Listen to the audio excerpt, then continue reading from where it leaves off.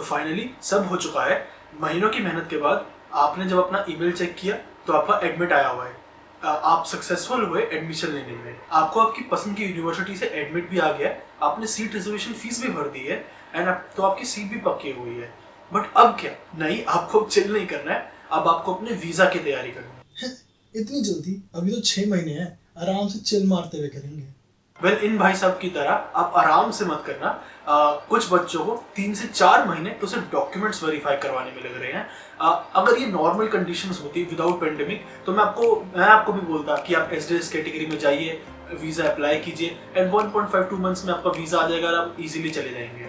But इनकी वजह से everything is a mess. Even SDS category जिसमें प्रायोरिटी एंड प्रोसेसिंग स्पीड ज्यादा होती है, उसमें भी 3-3 महीने लग रहे हैं वीजा आने में। Just take my example only, मैंने 17 मई को अप्लाई किया था एंड अब तक at the date of recording this video मेरा वीजा क्या बीवीएल भी नहीं आया है, उसके बाद भी 2 डॉक्यूमेंट्स होते हैं एंड ऑलरेडी 2 महीने से ऊपर हो गए हैं।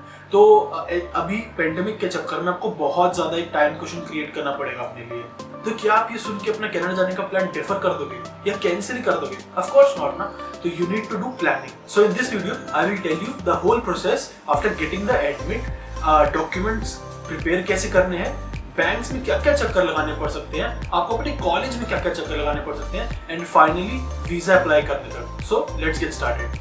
तो स्टार्टिंग में आपको अपने पेरेंट्स से या जो भी आपकी फीस भरने वाला है उससे बात करके ये डिसाइड करना है कि आप एसडीएस कैटेगरी में अप्लाई करेंगे या नॉन एसडीएस में। एनी डिसीजन कि आप एसडीएस या नॉन एसडीएस में करेंगे ये टोटली डिपेंड करता है आपकी फाइनेंशियल कंडीशंस पर। ये एसडीएस नॉन एसडीएस क्या है ये हम एक डिफरेंट वीडियो में डिस्कस करेंगे, बट अभी के लिए आपको बस इतना पता होना चाहिए कि एसडीएस कैटेगरी में जो प्रोसेस होता है वो एक्सपेडाइट हो जाता है। दैट इज कि अगर आपका नॉर्मल प्रोसेसिंग टाइम 2 मंथ्स है तो एसडीएस कैटेगरी के अंदर आपको 1.5 या 1.25 मंथ्स के अंदर ही आपका वीजा मिल जाएगा। स्टिल अगर आप इंटरेस्टेड हैं जानने के लिए कि एसडीएस या नॉन एसडीएस में डिफरेंस क्या होता है और how to qualify for the SDS category, तो मैं एक ऑफिशियल वेबसाइट का लिंक इंक्लूड कर दूंगा डिस्क्रिप्शन के अंदर, जहां पर आपको इजीली पता चल जाएगा कि एसडीएस और नॉन एसडीएस में क्या फर्क होता है। बट मेरी एडवाइस यही रहेगी कि आप एसडीएस कैटेगरी में ही अप्लाई कीजिए, चाहे आपको लोन ही क्यों ना लेना पड़े। क्यों? क्योंकि that guarantees the governments of both the countries that you will be able to survive in Canada without depending on the jobs, and you will be able to complete your basic needs, that is roti, kapda and makan. Still for some reason अगर आपको loan नहीं मिला and आप SDS category के अंदर नहीं apply कर रहे तो non SDS is totally fine, आप अब डायरेक्टली डॉक्यूमेंट सेक्शन पे मूव कर सकते हैं। But for those who are applying in the SDS category now have 2 things to consider. First, जिनके पास मनी है, फाइनेंशियल बैकग्राउंड है, वो लोग अपनी जीआईसी पे करेंगे एंड अपनी फर्स्ट ईयर की फीस पे करेंगे। अगेन फर्स्ट ईयर में लोगों को कंफ्यूजन रहती है कि कितना होता है first year, 6 months, 12 months, 3 terms, 2 terms. तो जो आपका फर्स्ट ईयर है that is the combination of 2 terms, 2 consecutive terms. तो अगर आप फॉल टर्म में जा रहे हैं एंड उसकी फीस $10,000 है and the next term will be winter, उसकी फीस $8,000 है, तो फर्स्ट ईयर की जो आपकी कॉम्बिनेशन की फीस होगी दैट इज $18,000। एंड यस, जो आपने सीट रिजर्वेशन की फीस भरी है वो ये सब्ट्रैक्ट करके ही आपको भरनी होगी। बट अगर आप लोन लेने वाले हैं तो इसमें बस एक एडिशनल स्टेप ये जुड़ जाएगा कि आपको लोन बैंक से प्रूव करवाना होगा। लोन कहाँ से लेना है, कैसे लेना है, कितना लेना है, उसके लिए आपके पेरेंट्स मेरे से बहुत ज्यादा समझदार है, तो उनसे डिस्कस कीजिए। नाउ ये तो डिसाइड हो गया कि एसडीएस में जाना है या नॉन एसडीएस में, बट अब क्या? Now comes the documents part. तो इसमें सबसे पहले let's talk about the transcripts and the marksheets. अब बहुत सारे लोग ट्रांसक्रिप्ट्स एंड मार्कशीट्स में कंफ्यूज रहते हैं। Transcripts are the amalgamation of all your scores. Marksheets are the individual scores of your each semester. अब ट्रांसक्रिप्ट्स के अंदर भी 3 कैटेगरीज आती है। फर्स्ट, आपकी डिग्री को कंप्लीट हुए कुछ टाइम हो गया है। सेकंड, आपकी डिग्री 7 सेमेस्टर तक कंप्लीट हो गई है एंड आपके पास सारी मार्कशीट्स भी हैं। थर्ड, आपकी डिग्री 7 सेमेस्टर तक कंप्लीट हो गई है बट आपके पास अभी सारी मार्कशीट्स नहीं। तो फर्स्ट, आपका काम बहुत ही सिंपल है। सिंस आपकी डिग्री कंप्लीट हो चुकी है तो आपके पास सारी मार्कशीट्स एंड ट्रांसक्रिप्ट्स ऑलरेडी होंगी, आप वही अपलोड कर दीजिए and you are good to go. Second, जहां से थिंग्स थोड़ी कॉम्प्लेक्स होती हैं तो इफ यू हैव टाइम आप अपनी डिग्री कंप्लीट होने का वेट कर सकते हैं एंड जैसे आपके ऑनलाइन रिजल्ट्स आएंगे आप अपनी यूनिवर्सिटी या कॉलेज से प्रोविजनल डिग्री सर्टिफिकेट के लिए अप्लाई कर सकते हैं एंड उसको अपलोड करके आपका काम हो जाएगा। बट अगर आप मेरी तरह उतावले हैं एंड आप अपनी डिग्री कंप्लीट होने का वेट नहीं कर सकते तो आप अपने कॉलेज से एक बोनाफाइड सर्टिफिकेट लिखवा सकते हैं व्हिच इज कॉलेज सेइंग कि हम जानते हैं कि एक अच्छा बच्चा है and he will pass without failing any exams. Third, अगर आपके पास अभी 7 सेमेस्टर की मार्कशीट्स भी नहीं है तो अच्छा रहता है कि अगर ऑनलाइन रिजल्ट्स है तो उसी को अप्रूव करवा लीजिए अपने कंट्रोलर ऑफ एग्जामिनेशन से, एंड नहीं तो आप थोड़ा रिस्क लेके अपने बोनाफाइड सर्टिफिकेट में ही लिखवा सकते हैं कि the student will pass both the semester 7th and 8th semester exams without failing. Now comes one of the most important documents, that is SOP. SOP is statement of purpose, but अब आप में से बहुत से लोग बोलेंगे कि वो तो ऑलरेडी है हमारे पास, हमने क्रिएट किया था when we were applying to the university, but वो डिफरेंट है।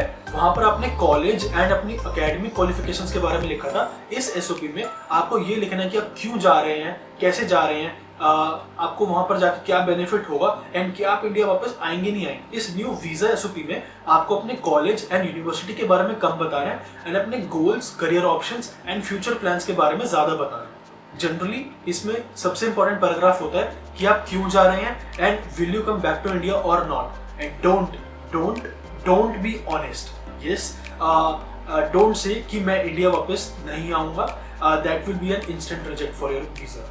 इसके लिए आप कोई भी रीजंस दे सकते हैं, it's a long explanation for the paragraph, but कुछ शॉर्ट रीजंस ये हो सकते हैं कि you have been living in the country for so long, तो आपकी एक अटैचमेंट बन गई है, या आपकी फैमिली के जितने भी असेट्स हैं वो इंडिया में ही है या आपकी नेटिव प्लेस में ही है, एंड जो भी आपके फैमिलीज हैं या जो फ्रेंड्स हैं वो इंडिया के ही हैं, आपके बाहर के कुछ नहीं है, या आपका जो फैमिली बिजनेस है उसको आपको संभालना है, या you want to give back to India, आप अपनी कंट्री की इकोनॉमी में सपोर्ट देना चाहते हैं। अब आपको अपनी एक प्यारी सी फोटो खिंचवानी है, एंड प्लीज शादी की फोटोज या शादी के पोर्ट्रेट्स मत अपलोड कीजिएगा, एंड ऑल्सो स्कूल के भी पासपोर्ट साइज फोटोज मत अपलोड कीजिएगा।